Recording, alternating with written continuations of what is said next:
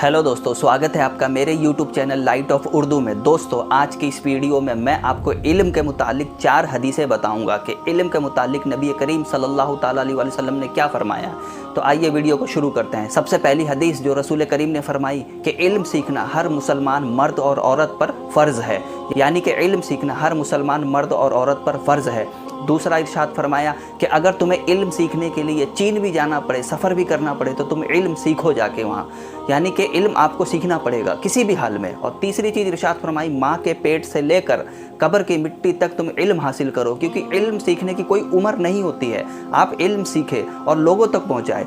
चौथी चीज़ इरशाद फरमाई कि अगर मुशरिक से यानी काफिर से भी इल्म मिले तो भी हासिल कर लो। क्यों फरमाया ये चीज़ें कि इल्म इतनी ज़रूरी है इंसान की ज़िंदगी में कि इंसान इल्म के बगैर जानवर है। अगर आपके अंदर इल्म नहीं है, तालीम नहीं है, अदब नहीं है, तो आप इंसान ही नहीं है, आप जानवर से भी बदतर हैं। इसलिए इल्म सीखिए और जब सीख जाइए तो औरों को सिखाइए, क्योंकि नबी करीम ने फरमाया आलिम की कलम की रोशनाई शहीद के खून से ज़्यादा मुक़द्दस है। तो पढ़ना सीखिए और जब सीख जाइए तो औरों को सीख। तो आज की इस वीडियो में इतना ही दोस्तों, मिलते हैं अगली वीडियो में।